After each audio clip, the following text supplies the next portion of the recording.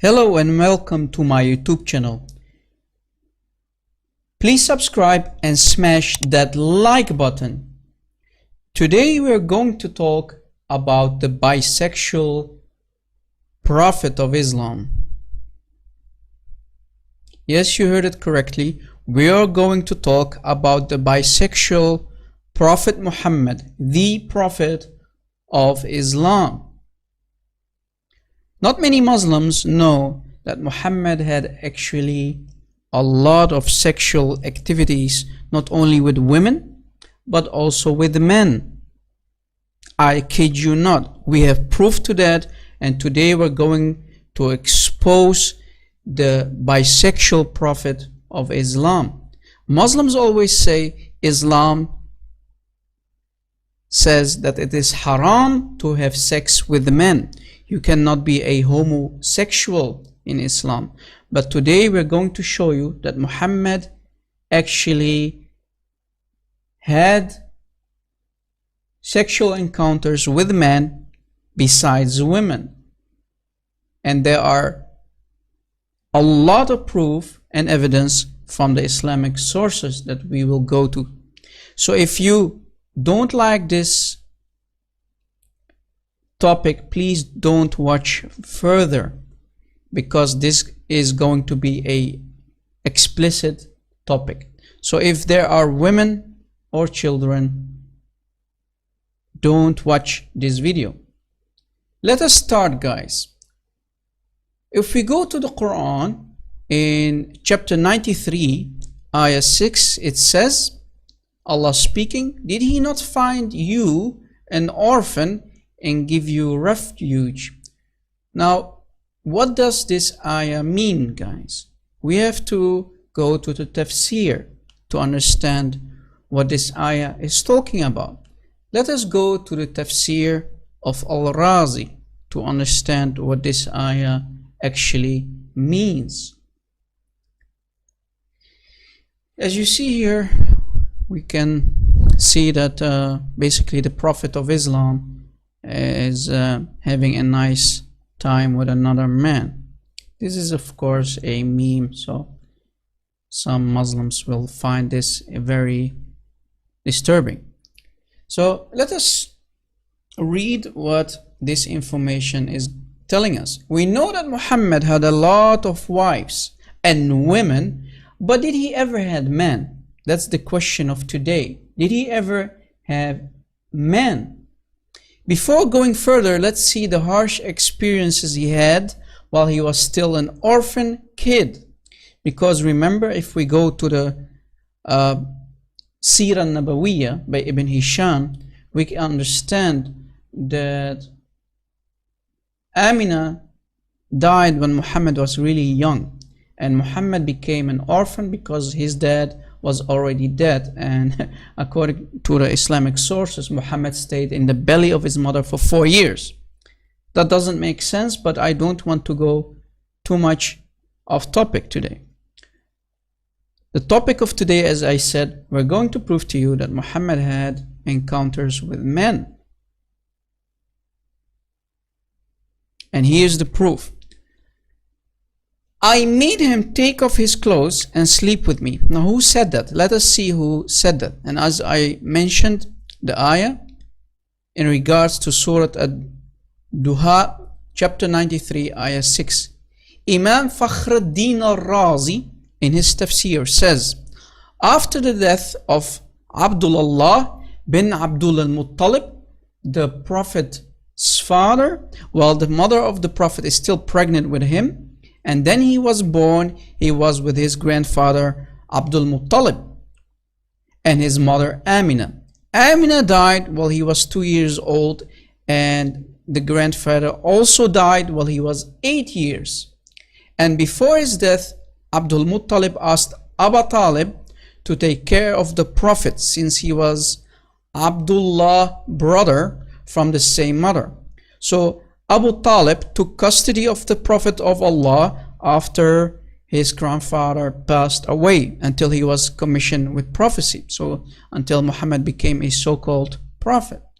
It has been told that Abu Talib one day said to his brother Al-Abbas, Abu Talib speaking, do you want to hear about Muhammad and what I saw from him? So he's asking Al-Abbas, did you hear what I saw from him, from the Prophet? Al-Abbas said, yes, I want. Abu Talib said, he was in my custody and not leaving him out of my sight day and night, and do not entrust him to anyone until I make him sleep in my bed. So Abu Talib is saying that Muhammad was sleeping in his bed. Did you catch it, guys? And Abu Talib says, here comes the most disturbing part. One night I ordered him to take off his clothing. Abu Talib ordered Muhammad to take off his clothing and sleep with me. So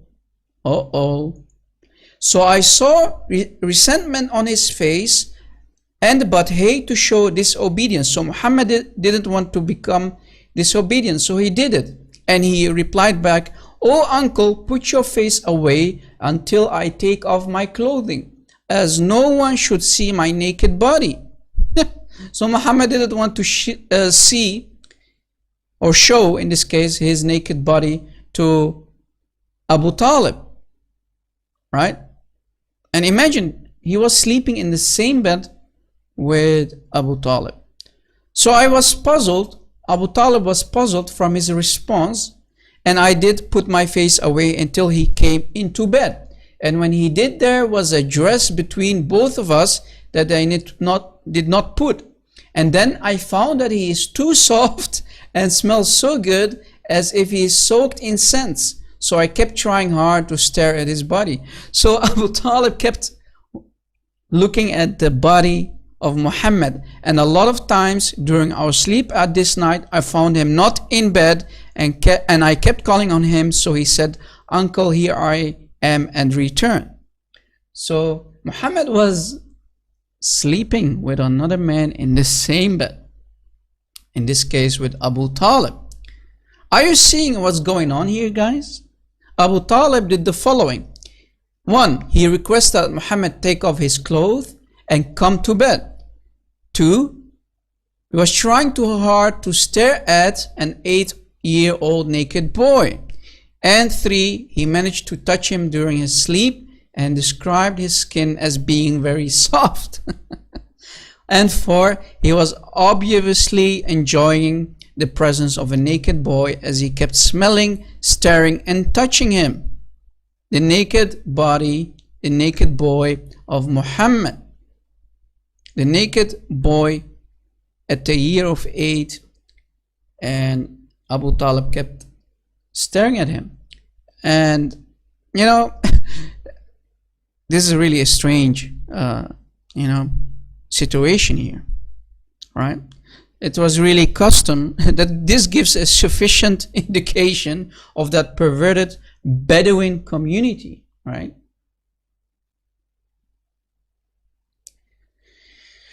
So let us continue. And there's even much more disturbing facts. Muhammad was actually raped by his cousin. Yes, you heard it correctly. Muhammad said, "My cousin raped me." Let me show you. Meanwhile, Muhammad, his own uncle Abu Talib, only touched him. We found that Muhammad claimed that he was raped by his own cousin Abu Sufyan ibn Harith bin Abdul Muttalib. So his own cousin raped him. And before presenting the evidence, let us examine the Arabic expression used. هتك عرضي من هتك العرض.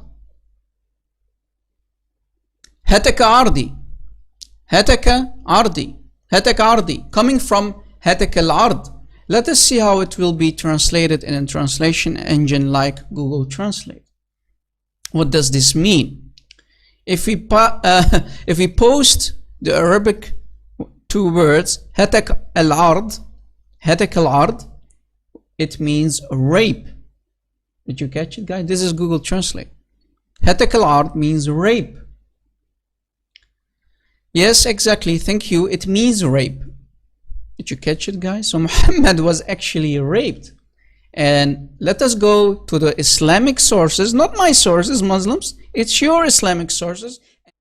This is from the Islamic source, Al-Sira Al-Nabawiyya, in the Sira of Ibn Hisham, about the life of Muhammad, the biography, early biography of Muhammad. Al-Sira Nabawiyya, you can go and find it yourself. It is reported by Ibn Ishaq, and it was that Abu Sufyan ibn al-Harith bin Abdul Muttalib and Abdullah bin Ubay Ummiyah bin al-Mughira had met the Prophet of Allah at a place called Naik al-Uqab, mean between Mecca and Medina. So it's a place that is between Mecca and Medina. So they wanted to enter in his presence. So Salama talked to him about that, saying, O Prophet of Allah, it is your cousin from your uncle and your other cousin from your aunt and your kinsman. So Muhammad answered, I have nothing to do with those two. So Muhammad said, I have nothing to do with my two cousins. In regards to my cousin, he raped me. So Muhammad is saying, هتك عرضي ابن عمي هتك عرضي ابن عمي هتك عرضي. So that means my cousin, he raped me. This is from the earliest source by Ibn Hisham, the student of Ibn Ishaq. And this is basically more early than the Quran itself, guys. This is the most earliest source about the life of Muhammad, right? This is not my source, guys. This is not the source of Rob Christian. This is the Sira al-Nabawiyya. Lord have mercy. Muslims, you always say sex between a man and a man is kufr. It's haram. It's disgusting. It's a big sin in Islam. But as you see, Muhammad was raped by his own cousin.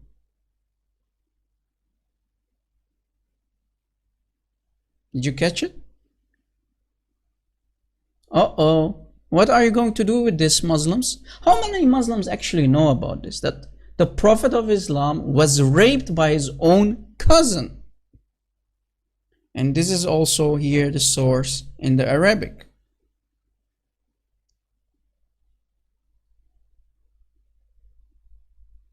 Imma ibn ammi fahataka ardi.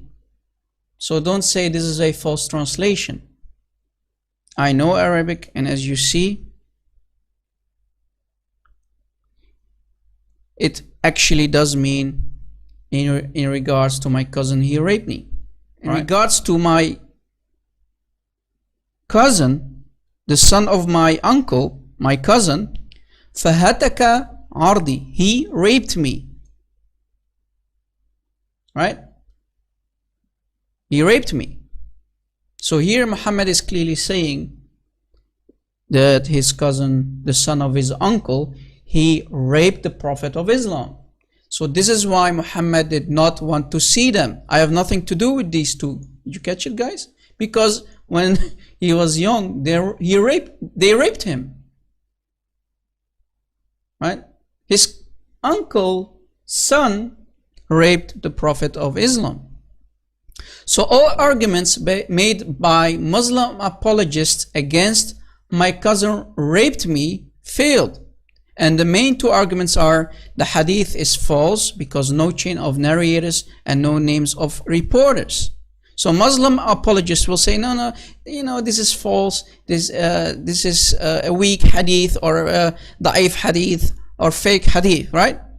Often they use this claim when they are cornered, when they are exposed and busted. And we are going to show you that the hadith is actually very strong. And to answer this, we find the following Arabic reference, meaning Al-Haytami said no, it has good isnad. So good of chain of narrators. This is a very famous Arabic scholar saying that the isnad, that the chain of narrators is good chain. And Albani says the same. And Al-Albani says the same. So we have two very respected scholars in Islam who say that the isnad is good chain of narrators. And the second one, when they say the expression hatak ardi not necessarily means raped me, but it could also mean he scandalized me and hurt my reputation with false accusation. So they try to tap dance around the problem and say, no, Muhammad, the Prophet of Islam didn't mean actually that he raped me. Basically, it means that he made my name black, or basically they were saying bad stuff about me, giving me a bad reputation. But that's not the case. And let us prove it to you guys. And that it's linguistically true, but as person in normal life situation, this is impossible to be used for the secondary meaning. And for that to happen, it needs within the context of the seerah and the hadith, it needs evidence. The very basic logic and reasoning implies that for some texts to apply the secondary meaning other than the direct one, that it needs a karina, an evidence from the full context that supports the secondary meaning. An example of evidence that if I read the full hadith, it will not make sense unless the secondary meaning is applied and does not apply to hadith hand in hand.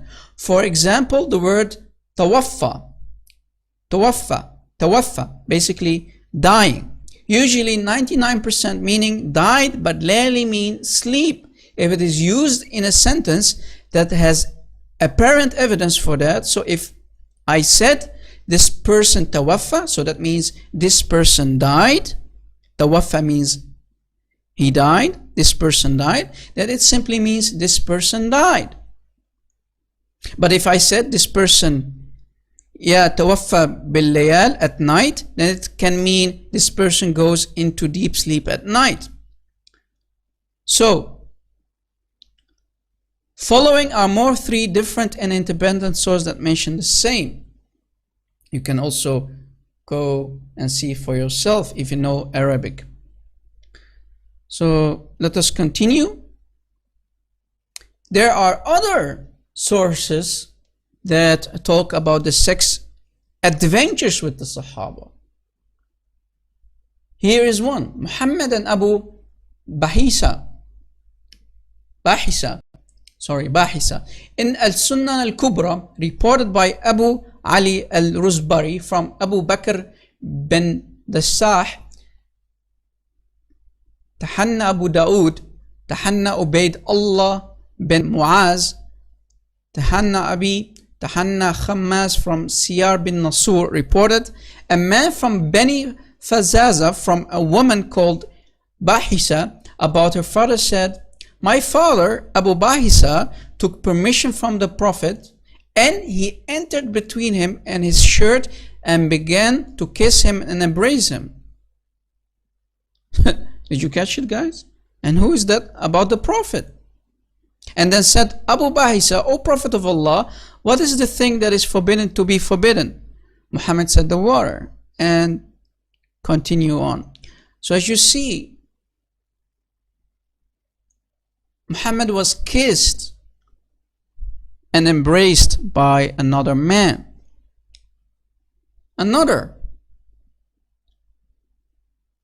As you see, another strange activity between the Prophet of Islam with another man, in this case a Sahaba or Sahabi.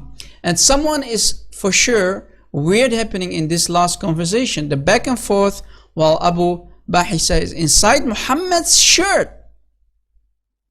That's strange. Normal men don't do that, right? Normal straight men don't do that. So here, as you see, another bisexual activity, if you know what I mean. Here's also the reference in Arabic. You can go and find it. Muslims in the Arabic sources. Al-Tabarani, embarrassing details. Now in Al-Mu'agham Al-Kabir of Tabarani, there are some more details that are embarrassing about what happened between Muhammad and Abu Bahisa. It says when Abu Bahisa entered inside Muhammad's shirt, he entered from the back. So Abu Bahisa belly was on the most dignified Prophet's back. So he was standing behind Muhammad and he was basically humping him, so to speak. And it also says Abu Bahisa kept rubbing his chest on Muhammad's back and then mentions the same forbidden water, salt, spice it up conversation. Lord have mercy. And here's again the Arabic reference. You can go and find it for yourself. Also on this website, islamweb.net, a very known website.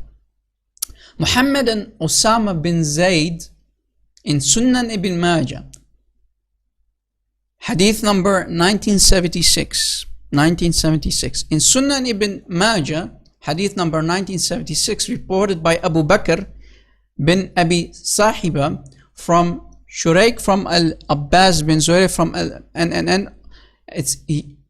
she said, from Aisha, he said, Osama was trembled by the door step, so he hurt his forehead. So Rasulullah Muhammad said, remove the blood away. So she held him, and then Muhammad started to suck the blood away and spit it away from his face. So Muhammad was sucking the blood of the man's face.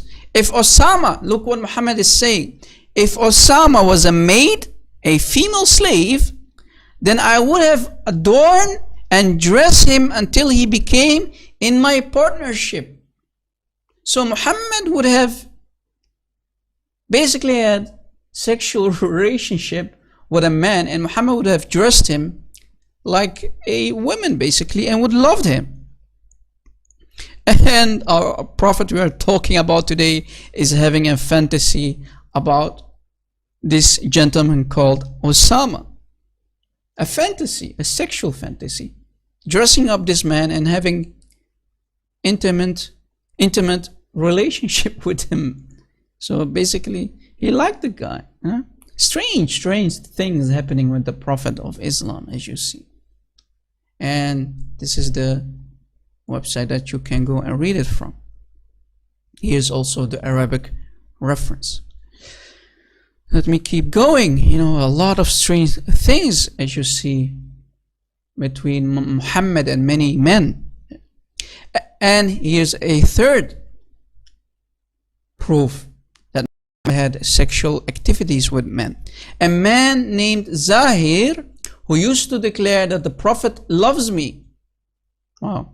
Okay. Said that one day Muhammad crept unawares behind him. So Muhammad came close to him, behind him, without him being aware, and put him in a bear hug. So Muhammad grabbed the guy from behind and hugged him from behind by basically a bear hug.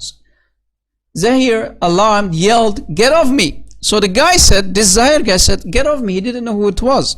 After turning his head and discovering that it was Muhammad, the Prophet of Islam, he stopped struggling and proceeded to push his back into the Prophet's chest. So the guy was basically, pushing his backside into the chest of Muhammad. Praise and blessings upon him. Sallallahu alayhi wasallam. So the guy was rubbing his ass basically in the Prophet's chest, and Muhammad seems to like it. Muhammad didn't rebuke him, saying, "What are you doing, man? Stop." So we find that in Musnad Ahmad, As-Sunan al-Kubra, Mughammal al-Zawaid, wa Manba al-Fawaid, and Miskat al-Musahib, and following are the Arabic reference. Again, you can go and look it up yourself, Muslims, if you don't believe us. It's all over the internet. And as you see, the internet is really a big enemy of Islam, exposing the pervert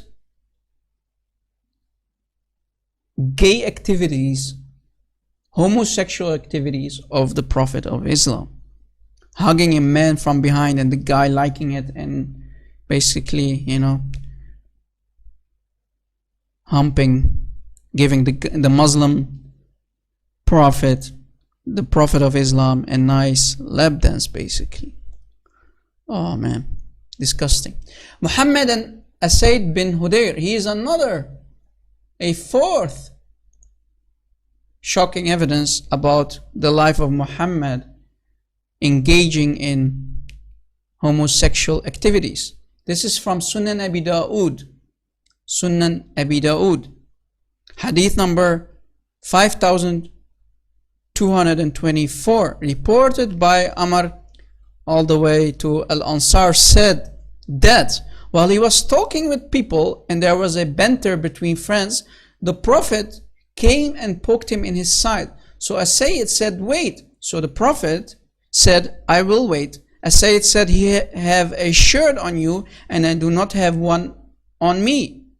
So the Prophet lifted up his shirt. So Muhammad lifted up the shirt and he, Asaid, hugged him and kissed his torso, the part from his belly button to his armpits. And then Asaid said, oh Prophet of Allah, I know you wanted that.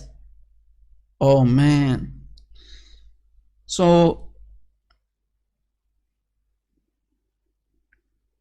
again, a sexual gay activity between the Prophet of Islam and another man, kissing the belly of another man. And Prophet of Allah, I know you wanted that.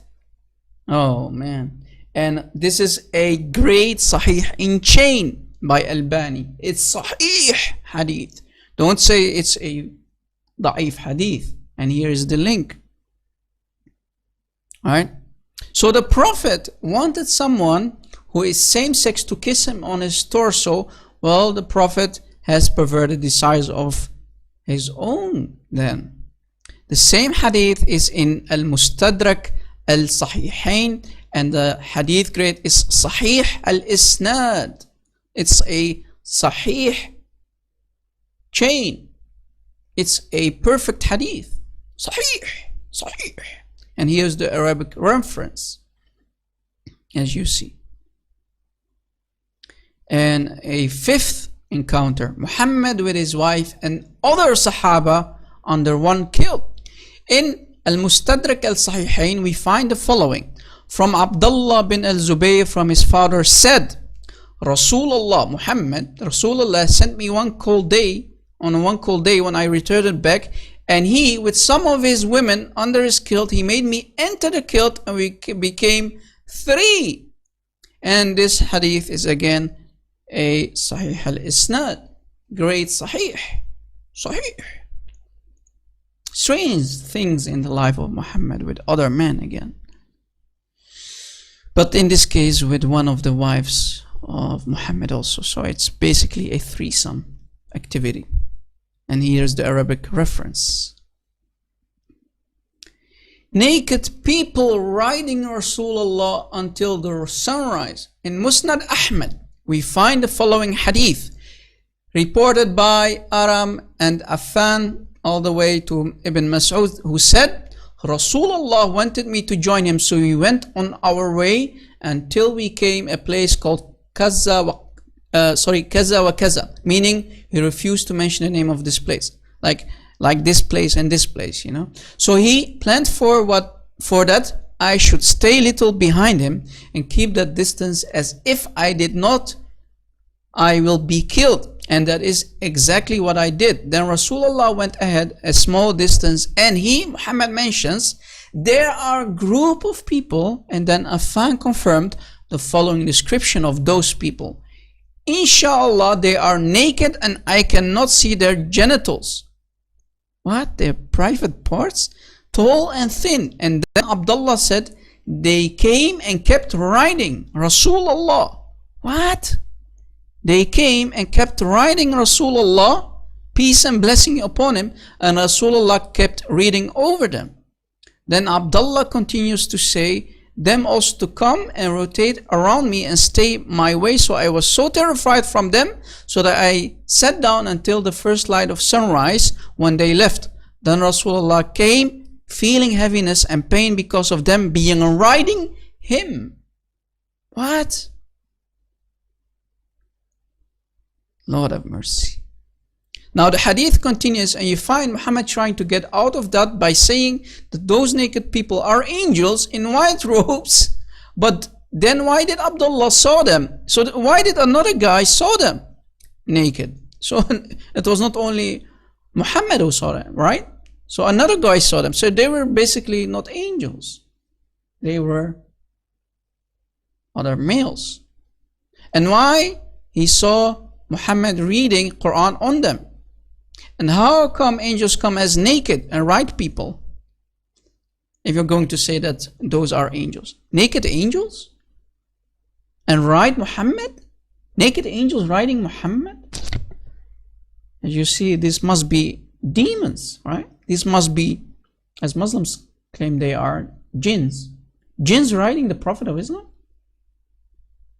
As you see, Muhammad was actually getting basically raped by the demon that was choking him in that cave.